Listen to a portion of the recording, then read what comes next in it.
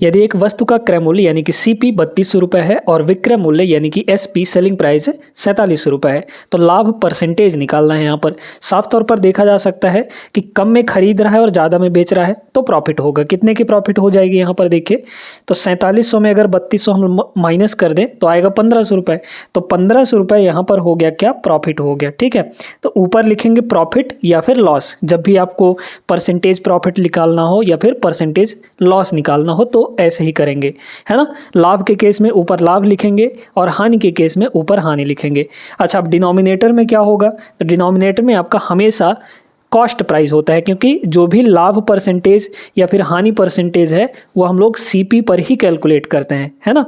तो यहाँ पर कॉस्ट प्राइस कितना है, 3200, तो ये हो जाएगा यहाँ पर 3200 रुपये।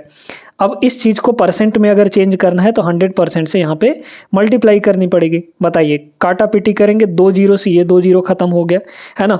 अब चाहें तो यहाँ पे 4 से काट सकते हैं, 4 से अगर काटेंगे तो ये कितना हो जाएगा, 25 हो जाएगा, है ना। और 4 से इसको काटेंगे तो ये हो जाएगा 8 आपका।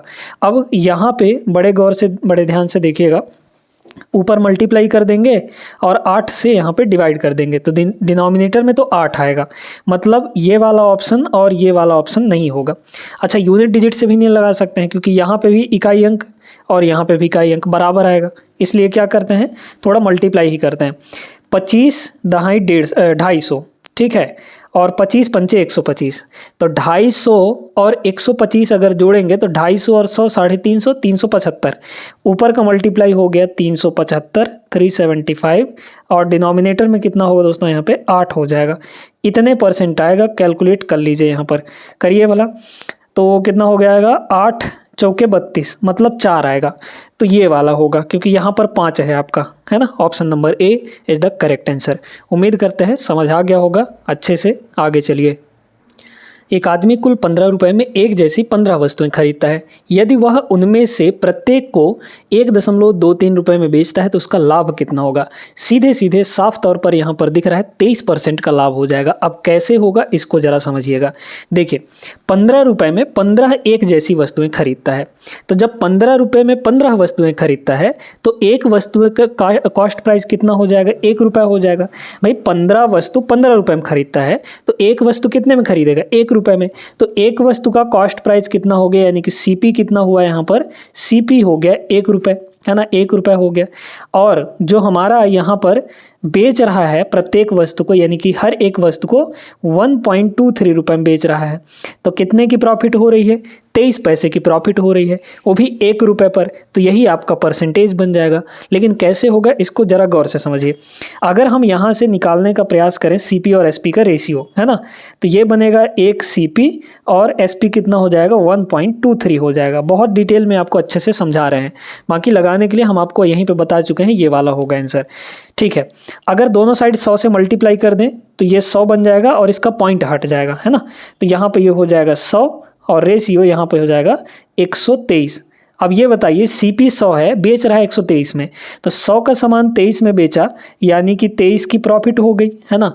और चूंकि ये 100 पर है, 100 पर ही इतना का प्रॉफिट मिल रहा है तो इतने परसेंट हो जाएगा। या फिर निकालना चाहें तो डिनोमिनेटर में क्या होता है, यहाँ पर सीपी जो कि 100 रुपया है, परसेंट में चेंज करना है तो 100% से मल्टीप्लाई करना पड़ेगा। 100 से 100 कट जाएगा, 23% इसका करेक्ट आंसर आ गया। ठीक है, तो इस तरीके से लगाना सीखिए दोस्तों। ऑप्शन नंबर ए यहाँ पर करेक्ट आंसर हो जाएगा।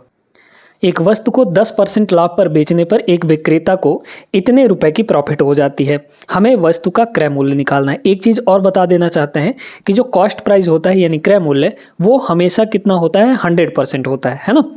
हालांकि अपने आप में सभी 100% होते हैं, लेकिन कंपैरेटिवली अगर देखा जाए सीपी के और फिर लाभ या फिर हानि के, तो उसके कंपैरिजन में जो क्रय मूल्य होता है वो 100% माना जाता है, उसको 100% वो होता है। ठीक है, अब यहाँ पे इतने रुपए का लाभ हो रहा है, ये रुपए में इतना लाभ हो रहा है ना। परसेंट में कितने का लाभ हो रहा है, 10% का, मतलब इसी 10% की वैल्यू ये दी गई है हमें, है ना। तो अगर 10% की वैल्यू यहाँ पर कितनी है, ध्यान से समझिएगा, 10% की वैल्यू यहाँ पर कितनी है, 777.7 है। तो 1% की वैल्यू कितनी हो जाएगी, या फिर डायरेक्टली हम अगर यहाँ से देखें तो हमें वस्तु का क्रय मूल्य निकालना है और क्रय मूल्य 100% होता है, तो 100% की वैल्यू यहाँ पर निकालनी है। ये बताइए 10% की वैल्यू ये है, तो 100% अगर बनाना है इस 10 को तो किससे मल्टीप्लाई करना पड़ेगा, 10 से मल्टीप्लाई कर देंगे हम लोग, है ना। तो 10 से मल्टीप्लाई करेंगे तो ये हो जाएगा 100%। अगर इधर 10 से मल्टीप्लाई किया गया है तो इधर भी आपको 10 से मल्टीप्लाई करना पड़ेगा, है ना, ज़बरदस्ती करना पड़ेगा। 10 से मल्टीप्लाई करेंगे तो पॉइंट के बाद एक ही डिजिट है, ख़त्म हो जाएगा ये, मतलब 7,777 रुपये आ जाएगा इसका correct answer. Option number B होगा। ओरली बन जाता है ये सवाल अगर आपको कॉन्सेप्ट पता है तो। आगे चलिए नेक्स्ट पे। चलिए देखिए दोस्तों, अब इस टाइप के सवाल को लगाने का एक लाइन वाला तरीका हम आपको बताएंगे कैसे लगाना है। एक थोक व्यापारी एक तेल का टिन 540 रुपये में बेचता है और उसे 10% की हानि हो जाती है। ठीक है भैया, मतलब 10% का लॉस लेके वो कितने में बेच रहा है, 540 रुपये में। अब वह तेल के टिन को 696 रुपये में बेचने की कीमत पर बेचने का निर्णय लेता है, तो दूसरे टिन की बिक्री में उसका लाभ प्रतिशत कितना होगा। ठीक है, तो ध्यान से समझना है। अब यहाँ पे ये बताइए कि वो 540 रुपये में बेच रहा है, तो ये जो 540 रुपये है ये कितने परसेंट की वैल्यू है, तो 540 रुपये की वैल्यू अगर परसेंट में देखा जाए तो कितना परसेंट हो जाएगा, क्योंकि ये 540 रुपये सेलिंग प्राइस है। अब अगर 10% का लॉस ले रहा है तो 100% आपका कॉस्ट प्राइस, 10% लॉस लेगा तो बेचेगा कितने में, 100 माइनस 10 यानी कि 90% में। यानी ये जो 540 है वो 90% की वैल्यू है। हमें क्या चाहिए यहाँ पर, उसका लाभ परसेंट चाहिए ना। कब, जब इतने रुपए में बेच रहा है, तो इतने रुपए में बेचने पर उसका परसेंटेज वैल्यू निकाल लीजिए। देखिए यहाँ से 1 रुपये की वैल्यू कितनी हो जाएगी, 1 रुपये की वैल्यू 90 डिवाइड बाई 540। ठीक है, ये हो गया। तो 1 रुपये की वैल्यू ये आ गई। हमें इतने रुपए की वैल्यू चाहिए, मतलब इस विक्रय मूल्य का परसेंटेज वैल्यू चाहिए, ये परसेंटेज में होगा। ठीक है, मल्टीप्लाई कर लीजिए तो 696 696 की वैल्यू कितनी हो जाएगी यहाँ पर। अच्छा इसको थोड़ा सा काट लेते हैं, काटेंगे तो ये 0 0 कट जाएगा, ये हो जाएगा 1 और ये हो जाएगा 6, मतलब 1/6 आ जाएगा। तो 1/6 और मल्टीप्लाई यहाँ पर 696 आ जाएगा और इतने परसेंट। ठीक है, अब ये बताइए, इसको काटेंगे तो 6 कम 6 और 16 छक्के 96, 116% में बेच रहा है ना। परसेंटेज में अगर देखा जाए, एक्चुअल में 696 रुपये में बेच रहा है, लेकिन परसेंट में कितना बिक रहा है, 116 रुपये। तो अब इसमें विक्रय मूल्य में क्या क्या है, सीपी भी है आपका और प्रॉफिट भी है। तो सीपी तो 100% होता है, तो 100% इसमें से किनारे करिए। 100% अगर किनारे होगा तो 16% और एक्स्ट्रा है, जो एक्स्ट्रा होगा तो वही तो प्रॉफिट होगा आपका, है ना। तो profit option number B correct answer हो जाएगा। तो ये तरीका था इस सवाल को लगाने का। आई होप सभी लोग समझ गए होंगे। बहुत ही अच्छा क्वेश्चन है। किसी वस्तु को 19.5 रुपये में बेचने पर एक व्यक्ति को 30% का प्रॉफिट होता है। फिर यहाँ पे कह रहा है कि 40% का प्रॉफिट प्राप्त करने के लिए विक्रय मूल्य में कितने की वृद्धि की जानी चाहिए। अब एक आपको छोटा सा कॉन्सेप्ट बताते हैं। एक चीज़ हमेशा ध्यान रखिएगा कि जो कॉस्ट प्राइस होता है वो आपका फिक्स होता है। ठीक है, कॉस्ट प्राइस ये क्या है, फिक्स वैल्यू है। अब जैसे ही हम लोग यहाँ पर अपने सेलिंग प्राइस को बढ़ाते हैं तो सेलिंग प्राइस के बढ़ाने के हिसाब से हमारा जो प्रॉफिट है या फिर लॉस है वो बढ़ता घटता रहता है। ये तो चूंकि फिक्स है, तो जिस हिसाब से हमारा विक्रय मूल्य बढ़ेगा या घटेगा उसी हिसाब से हमारा प्रॉफिट या लॉस भी घटता या बढ़ता है। ठीक है, तो विक्रय मूल्य जिस हिसाब से बढ़ेगा उस हिसाब से प्रॉफिट भी बढ़ जाएगा, है ना। तो यहाँ पर देखिए क्या कह रहा है कि इतने में बेचा तो उसे इतने % का प्रॉफिट हो गया, है ना। देखिएगा, तो अगर बेच रहा है 100% प्लस 30% यानी 130% में बेच रहा है, और 130% की जो ओरिजिनल वैल्यू है वो कितनी है, तो 130% की जो वैल्यू है वो कितनी हो गई यहाँ पर, 19.5 रुपया यानी 19.5 रुपया। ठीक है, अब इसके बाद 1% की वैल्यू कितनी हो जाएगी बताइए। 1% की वैल्यू अगर देखी जाए तो 195 और डिवाइड बाई यहाँ पे हो जाएगा 1300, है ना। 1300 क्यों कर रहे हैं, क्योंकि इसका पॉइंट एक नीचे और 130 नीचे आ जाएगा। 1% की वैल्यू हो गई। हमें चाहिए क्या, हमें चाहिए अब यहाँ पर विक्रय मूल्य में कितने की वृद्धि की जानी चाहिए, ये बताइए। जितना प्रॉफिट में वृद्धि हुआ है उतना ही तो हमारा विक्रय मूल्य में वृद्धि होना चाहिए। तो यहाँ देखिए ये 30%, ये 40%, यानी कि प्रॉफिट कितना बढ़ा है यहाँ पर 10%। इसी 10% की वैल्यू निकाल लीजिए, है ना, आपको पता चल जाएगा। तो 1% की वैल्यू ये है, इसमें 10 से मल्टीप्लाई करेंगे तो 10% की वैल्यू आ जाएगी, निकाल लीजिए। ये 1 0 से 1 0 ख़त्म हो जाएगा, और अगर काटा जाए इसको तो कितना होगा यहाँ पे 5 से काट सकते हैं, ऊपर काटिए तो 5 से अगर काटेंगे हम लोग तो 20, 9 29 है ना, तो ऊपर हो जाएगा 29। अच्छा 5 से काटेंगे ना तो 19 39 होगा, ठीक है 39, और इसको 5 से काटेंगे तो कितना हो जाएगा, 5 दूना 10 और यहाँ पे 26, 6 पंचे 30, ठीक है। अब इसके बाद 13 तिया 39 और 13 दूना 26, मतलब 3/2, तो 3/2 का मतलब 1.5, ठीक है, माने 1.5 रुपये का यहाँ पे वृद्धि की जानी चाहिए। ऑप्शन नंबर फर्स्ट इसका करेक्ट आंसर होगा। आई होप क्लियर हो गया होगा। चलिए इसको लगाने का एक लाइन वाला तरीका आपको बताते हैं। जब किसी टीवी का विक्रय मूल्य इतना है तो दुकानदार को 15% की लॉस हो जाती है, ठीक है। 15% का प्रॉफिट प्राप्त करना है तो उसे विक्रय मूल्य कितना रखना चाहिए, ये बताइए कि अगर 15% का लॉस लिया तो कितने में बेचा होगा, 100 - 15 यानी 85% में, और इतने में बेच रहा है। तो ये जो 18,700 रुपया है, 18,700 रुपया, ये कितने यूनिट की वैल्यू है, मतलब कितने परसेंट की वैल्यू है यहाँ पर बताइए। क्योंकि हानि में बेच रहा है तो 100 - 15 यानी कि 85%, तो ये वैल्यू है आपकी 85% की। हमें चाहिए क्या, हमें चाहिए यहाँ पर 15% लाभ लेके बेच रहा है तो वो विक्रय मूल्य चाहिए। तो 100 + 15 यानी कि 115% की वैल्यू हमें यहाँ पर निकाल लेनी है। तो 115% की वैल्यू निकाल लीजिए, ठीक है। जिसका ये वैल्यू दिया है उससे डिवाइड कर देंगे और जो हमें निकालना है उसका मल्टीप्लाई कर देंगे, डायरेक्ट आंसर आ जाएगा यहाँ से। बस आपको काट पीट करनी है। काट पीट करने में भी ये परसेंट से आपका परसेंट आपका ख़त्म हो जाएगा, है ना। 5 से अगर काटेंगे तो ये 17 बार में कट जाएगा, और 5 से इसको काटेंगे तो ये 23 बार में कट जाएगा, है ना, ठीक है। और 17 × 17 और 17 × 17 ये कट गया, मतलब 1100 आ गया ऊपर। तो ऊपर 1100 और इंटू 23 तो कितना हो जाएगा, 2 5 3 और 00, ठीक है। तो 25,300, 25,300 ऑप्शन नंबर फर्स्ट होगा, ठीक है। अब हमने 11 से यहाँ पे मल्टीप्लाई कैसे किया आपको भी बता देते हैं, कई बार हालांकि बता चुके हैं। 11 को 23 से अगर मल्टीप्लाई करना है तो 11 मल्टीप्लाई यहाँ पर 23 हो रहा है। आप क्या करिए कि ये जो 3 दिया है इसको पहले लिख लीजिए, ठीक। फिर 3 को 2 में जोड़िए तो 5 आएगा।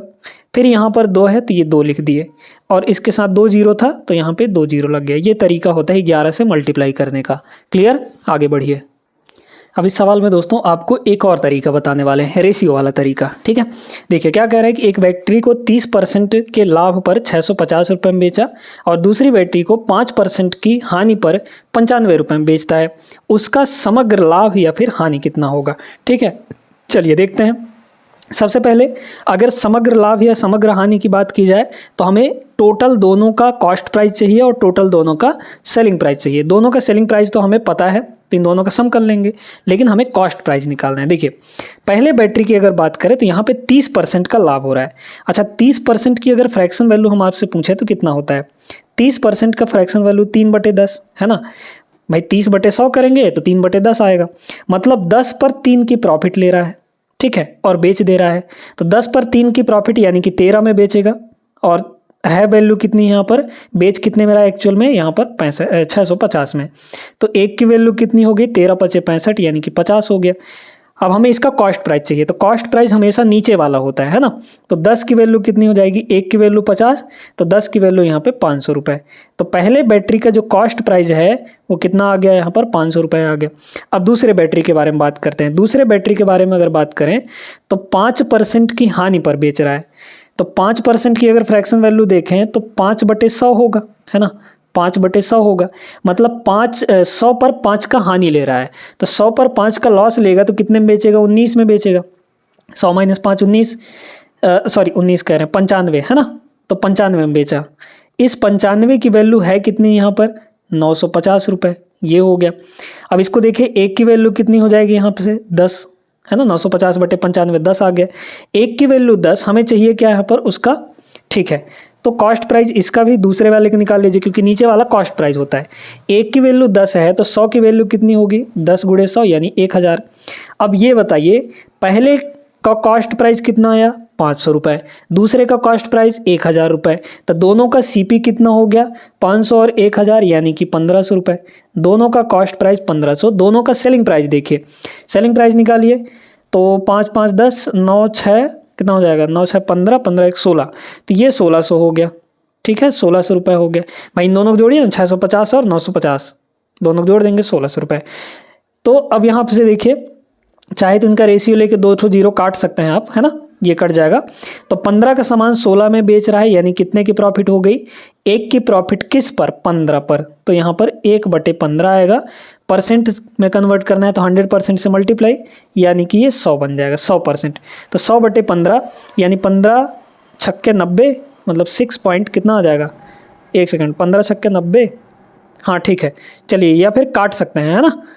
चलिए देख लेते हैं, 15 छक्के 90 हो जाएगा, बचा 10 और डिवाइड बाई यहाँ पर 15 हो जाएगा। अच्छा, इसको थोड़ा और काटेंगे तो कितना आ जाएगा, 6 सही और 5 से काटेंगे तो 2, 5 तियाँ 15, 6 सही 2/3। Option number C is the correct answer. अच्छा क्वेश्चन था, आई होप सभी लोग क्लियर हो गए होंगे इसमें। एक आदमी एक कमीज यानी शर्ट को 4% के लॉस पर 960 रुपये में बेचता है। वह एक स्वेटर को 20% के लाभ पर 840 रुपये में बेचता है। उसका शुद्ध लाभ या फिर हानि कितना होगा। ओवरऑल यहाँ पे लॉस या फिर प्रॉफिट यहाँ पे बताना है। क्लियर, चलिए देखते हैं। तो यहाँ पर 4% का मतलब कितना हुआ, 4/100 हो गया, है ना, 4/100 हो गया, यानी कि 100 पर 4 का लॉस, हानि कह रहा है ना, 100 पर 4 का लॉस, यानी कि 96 रुपये में बेचा। एक्चुअल में बेच कितना रहा है, 960 रुपये में, तो 10 गुना हो रहा है ये, मतलब कॉस्ट प्राइस भी यहाँ पर 10 गुना हो जाएगा। भाई ये 10 गुना हो रहा है ना, तो ये भी 10 गुना होगा, 100 का 10 गुना करेंगे 1000। तो अगर शर्ट की बात की जाए तो कॉस्ट प्राइस 1000 आ गई। इसी तरीके से स्वेटर का भी निकाले, 20% का प्रॉफिट। अच्छा, 20% का मतलब क्या होता है, 1/5 फ्रैक्शन वैल्यू अगर बात की जाए तो 1/5, भाई 20/100 करेंगे तो 1/5 आएगा। 5 पर 1 का प्रॉफिट, 5 पर 1 का प्रॉफिट लेगा तो 6 में बेचेगा, और 6 की वैल्यू है कितनी यहाँ पर, 840 रुपये, 840 में बेच रहा है। 14 छक्के 84, मतलब 1 यूनिट की वैल्यू यहाँ पर 140 आ गई। तो 5 की वैल्यू कितनी आ जाएगी यहाँ से देखिए, तो 5 की वैल्यू, 1 की वैल्यू 540, तो 5 की वैल्यू 14×5 = 70, 700 रुपये आ गया। ये 700 दोनों का कॉस्ट प्राइस मिल गया है, दोनों का सेलिंग प्राइस हमें पता है ना। जोड़ घटा के आप काम कर लीजिए। यहाँ पर देखिएगा ये कितना है, 960 और ये 840, 60 इसमें से निकाल के इसको दे दीजिए तो ये 900 बन जाएगा, और ये 900 900 900 1800, 1800 रुपये में बेच रहा है। अच्छा, खरीदी कितने में है, तो खरीदी यहाँ पर 1000 और 700, दोनों का टोटल खरीदी यहाँ पर 1700 रुपये है। 1800 में बेचा जा रहा है, यानी कि प्रॉफिट यहाँ पर हो रहा है, मतलब 100 रुपये का। तो 100 रुपये का profit option number first correct होगा। आगे चलिए नेक्स्ट पर। बहुत ही सिंपल सा क्वेश्चन है। इसमें क्या है, एक घर और एक बगीचे की कुल लागत 51 लाख रुपए है, और बगीचे की लागत घर की लागत का 5/12 है। बगीचे की लागत कितनी होगी, है ना। तो सिंपली अगर रेशियो का कॉन्सेप्ट आप समझते हैं तो बड़ी आसानी से ये बन जाएगा। यहाँ पर दिया है आपको 5/12, है ना, 5/12। क्या बोला है, बगीचे की लागत घर की लागत का, किससे कंपेयर हो रहा है, घर की लागत से कंपेयर हो रहा है, किसका, बगीचे की लागत। तो घर की लागत का बोला है, इसलिए घर की लागत आपको नीचे मिलेगी, ये 12 यूनिट, ये घर की लागत है, और ऊपर वाले क्या हो जाएगा, बगीचे की लागत हो जाएगी, है ना, ये बगीचे की लागत हो गई। टोटल लागत यहाँ पर 51 लाख रुपए है। अगर रेशियो में टोटल देखा जाए तो 5 और 12 यहाँ पर 17 हो गया। इस 17 की वैल्यू, टोटल लागत कितना है यहाँ पर, 51 लाख रुपए। तो 17 की वैल्यू 51 लाख कितना गुना हो रहा है, 3 गुना। हमें क्या चाहिए, बगीचे की लागत। तो बगीचे की लागत चूंकि 5 यूनिट है तो इसका भी 3 गुना हो जाएगा। भाई ये 3 गुना हो रहा है तो यहाँ भी 3 गुना, 5 तियाँ ये हो जाएगा 15 लाख। तो 15 लाख यहाँ पर बगीचे की लागत आएगी। ऑप्शन नंबर सी होगा। बहुत सिंपल सा प्रश्न था। चलिए देखिएगा, बढ़िया क्वेश्चन है ये भी। एक फल विक्रेता 4800 रुपये में 800 सेब खरीदता है। वह परिवहन पर 800 रुपये और खर्च करता है। उसे प्रत्येक सेब पर 10 रुपये का प्रॉफिट करने के लिए प्रत्येक सेब को किस मूल्य पर बेचा जाना चाहिए। ठीक है, तो प्रॉफिट लेना है यहाँ पर 10 रुपये का हर एक सेब में। तो पहले हर एक सेब का कॉस्ट प्राइस निकाल लीजिए भाई, है ना। बताइए, यहाँ पे 800 सेब वो खरीदता है और 4800 रुपये में खरीदा, लेकिन यहाँ पर 800 रुपये और खर्च करता है परिवहन में, यानी ट्रांसपोर्ट में।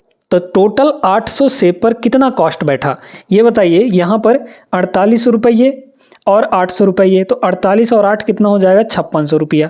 यानी कि 5600 रुपये वो टोटल खर्च करता है 800 सेब के लिए, है ना, खरीदने के लिए। उसका टोटल कॉस्ट कितना पड़ गया, 5600 रुपये। तो एक सेब का कॉस्ट कितना बैठेगा, 800 से डिवाइड कर लीजिए, कितना आ जाएगा, 7 रुपये आ जाएगा। तो 7 रुपये यहाँ पर ये हो गया। अब 10 रुपये का उसको लाभ लेना है।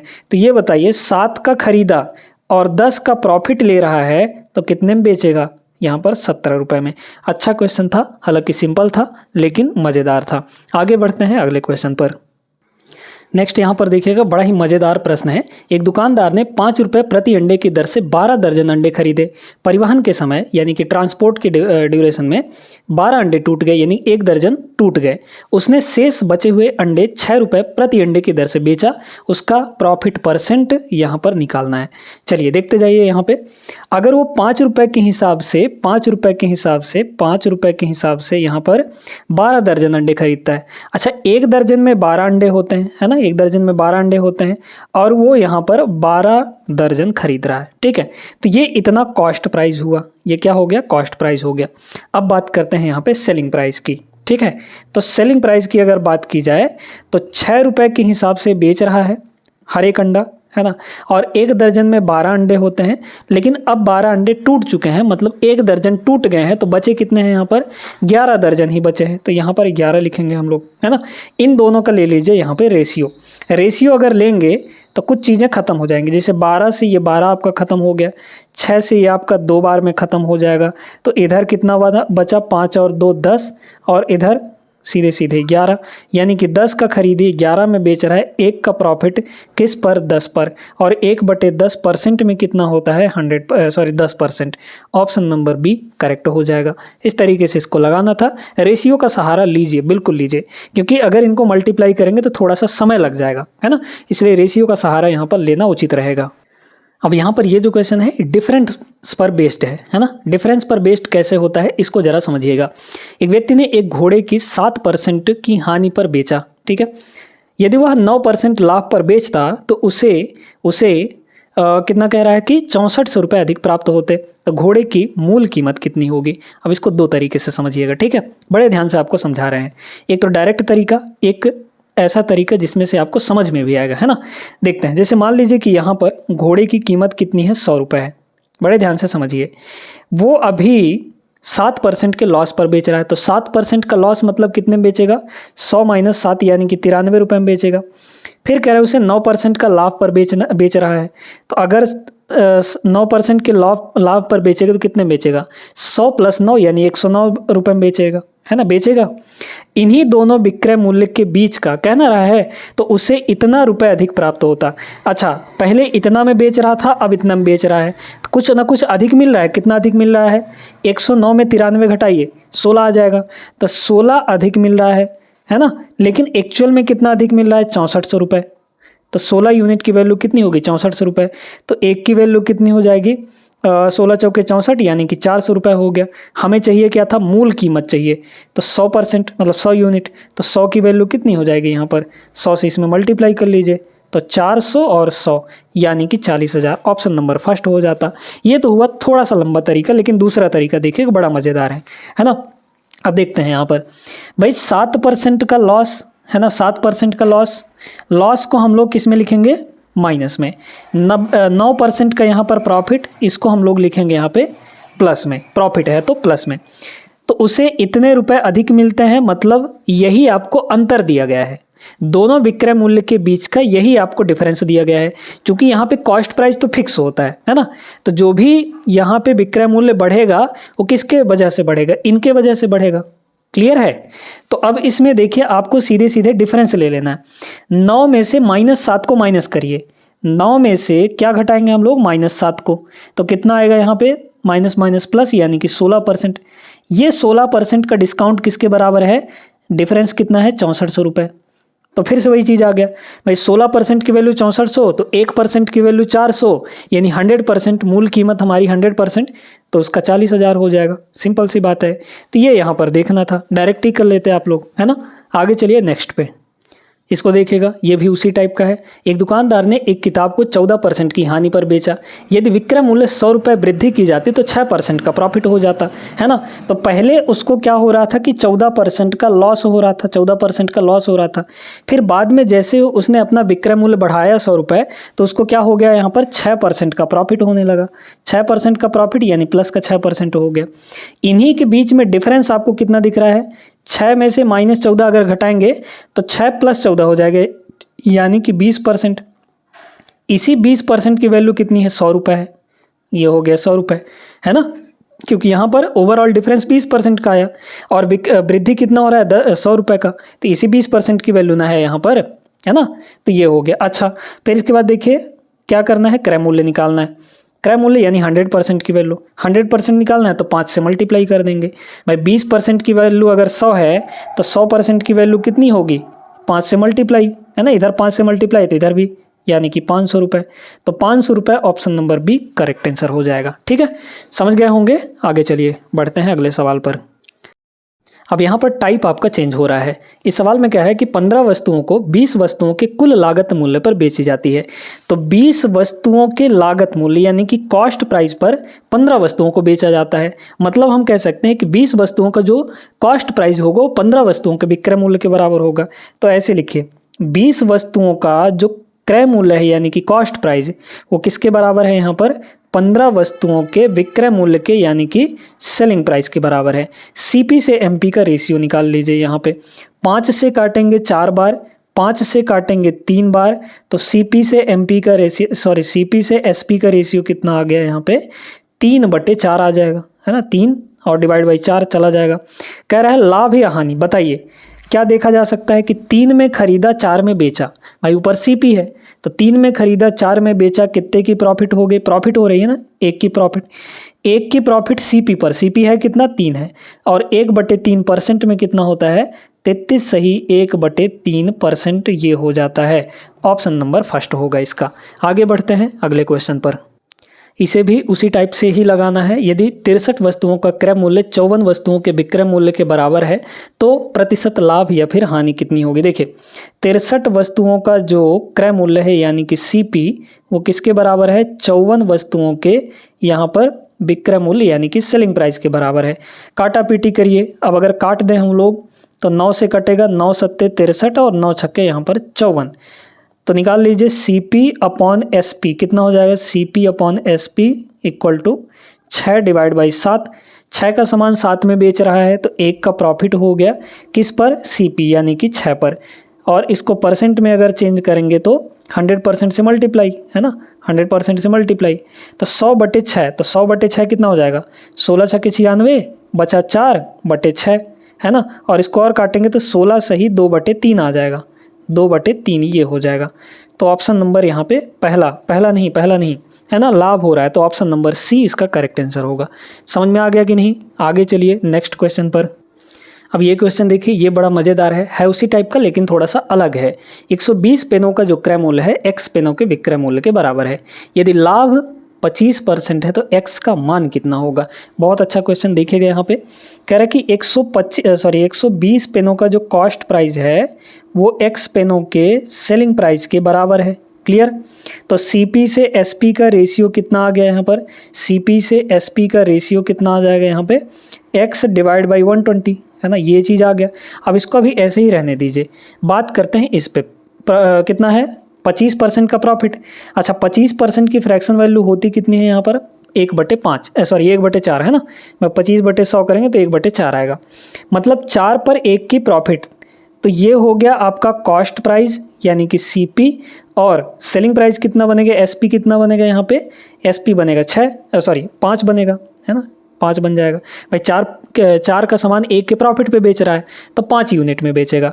अब इसमें देखिए कि विक्रय मूल्य आपका यहाँ पे देखते हैं यहाँ पे, है ना, देखिएगा इसको, ये जो था सेलिंग प्राइस कितना है 5 यूनिट, तो ये 5 हो जाएगा। हमें x की वैल्यू निकालनी है यहाँ पर, कितना होगा बताइए। तो 5 की वैल्यू यहाँ पर कितनी है, हमें यहाँ पे क्या निकालनी है x की वैल्यू ना। अच्छा ये वैल्यू चाहिए, ठीक है चलिए। तो अब इसमें ऊपर क्या है CP है, तो CP आपका 4 यूनिट है तो ये हो जाएगा 4। और थोड़ा सा अगर देखिए तो 5 से ये कितना गुना हो रहा है 24, 24 पंचे 120, तो ये भी आपका 24 गुना हो जाएगा। 4 का 24 गुना 24 चौक 96, है ना, 24 चौक 96, यानी x की वैल्यू यहाँ पर कितनी हो जाएगी 96 रुपये हो जाएगी। भाई ये आपका कितना गुना हो रहा है 24 गुना हो रहा है, तो ये भी आपका 24 गुना होगा। तो x की value 96, option number D is the correct answer. उम्मीद करते हैं समझ गए होंगे आप लोग। तो आई होप दोस्तों यहाँ पर ये सारे के सारे क्वेश्चन आपको बहुत अच्छे तरीके से समझ में आ गए होंगे। ये वीडियो अगर पसंद आई हो तो लाइक भी कर दीजिएगा, चैनल पे नए हैं तो सब्सक्राइब कर लीजिएगा। मिलेंगे अगले क्लास में, तब तक के लिए जय हिंद।